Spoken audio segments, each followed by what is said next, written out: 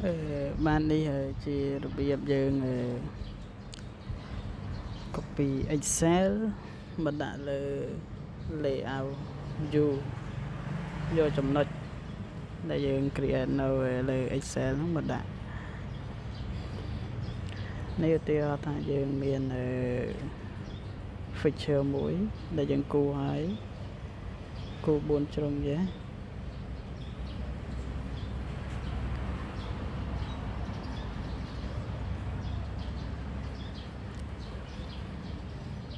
យើងបន្ទាប់ពីយើងគូ4ជ្រុងចឹងយើងចង់បង្កើតចំណុចយើងចូលទៅ toolbox ហើយចូលយក Delta Management Tool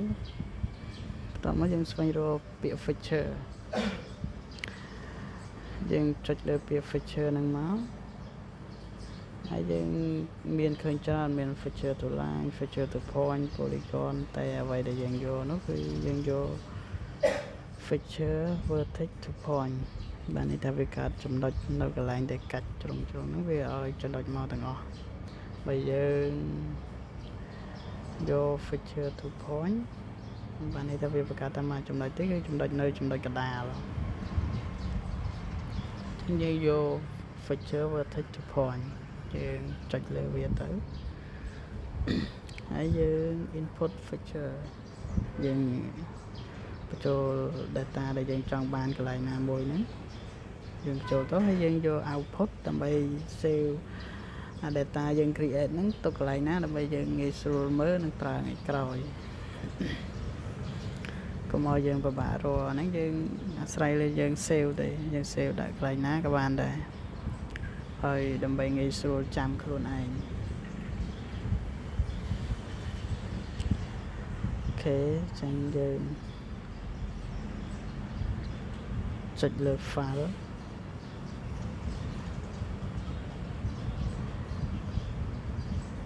ហើយយើងចុច run ទៅ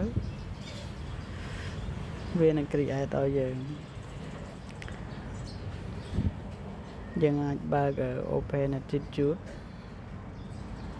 ហើយអាបង្កើតនេះគឺវាបង្កើតមក automatic យើងអាចដូរពណ៌ដូរអីដែលយើងងាយស្រួលចំណាំខ្លួនឯងណាចង់ដូរពណ៌វាដាក់ពណ៌អីក៏បានដែរអាហ្នឹងអាស្រ័យលើយើងហើយយើងបើ open attitude ទៅវាឲ្យមកហើយយើង select លើវាទៅយើងឃើញយើងបើ select ទៅវាឃើញមាន5នេះជាការជាទូទៅយើងបង្កើត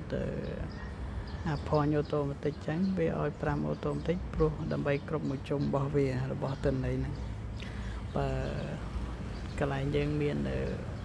6 point ហ្នឹងវា load ទៅជា7ជា automatic បើវាមាន4វា load ទៅជា5 automatic ណាតែវាអត់អីទេយើងចង់លុបវាចោលក៏បានមិនលុបក៏បានតែយើងលុបវាចោលទៅដើម្បីកុំឲ្យច្រឡំយើង select មើលវាសិន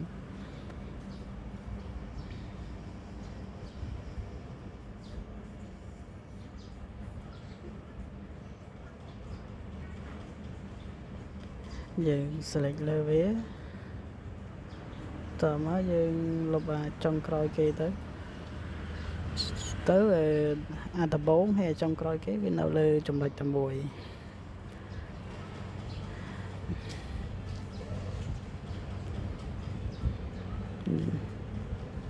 អញ្ចឹងយើងអាច delete វាបានយើងចុចមកស្ដាំទៅអានេះដោយសារនៅក្នុងលើអេក្រង់នេះវាអត់សូវឲ្យយើងពេល delete អីទេតែយើងចុចមកស្ដាំទៅយើងឃើញពាក្យ delete row ហើយយើងលុបហើយនេះយើងប្រើធម្មតាហើយនេះសម្រាប់ coordinate ដែលមានស្រាប់តែទិន្នន័យខ្លះយើងអត់មានស្រាប់ទេយើងត្រូវបង្កើត file មកឲ្យវា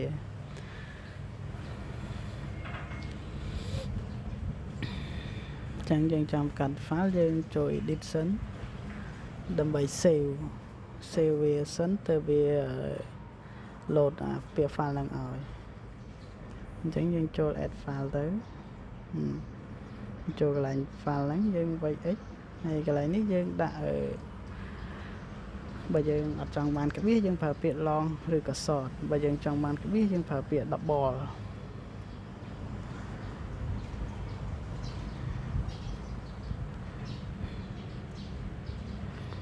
ចឹងកន្លែង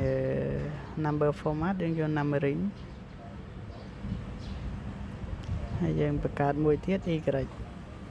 យើង save សិនបង្កើត file មួយទៀត file លើ y ដូចគ្នាអានេះយើងដូចគ្នាទេយើងយក double ដូចគ្នាទៅដើម្បីមានក្បៀសកតុយ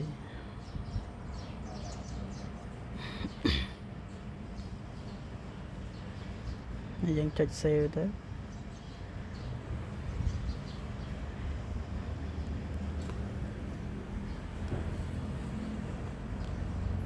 យើងចុច save ហើយយើងអាចយើងដក select ចេញយើងអាចបិទ file ខ្លះដែលយើងអត់ចង់ប្រើ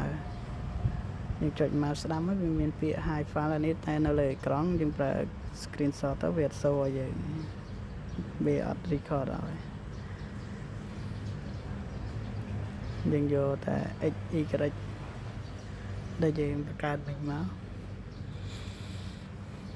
ហើយសម្រាប់ create x y នេះវាស្រួលជាងអាចជា Pro វាស្រួលជាង Map Desktop ព្រោះយើងអាចបង្កើតម្ដងទាំងពីរបានហើយច្រើន file បាន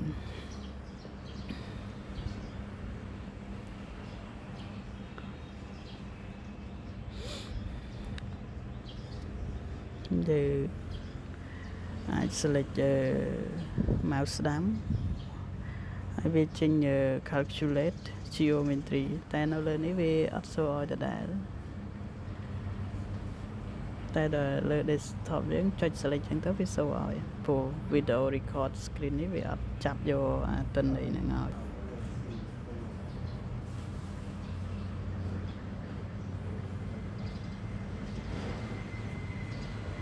នេះវា process ឲ្យទាំង x y process ឲ្យទាំងពីរតែដោយសារវាអត់ show លើអេក្រង់យើងវាកន្លែងហ្នឹងវា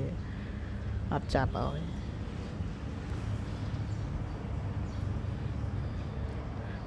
តោះមកយើង copy ដាក់វាទៅក្នុង Excel ដើម្បី copy ពី Excel យកមកដាក់លើ data លើ layout view វិញ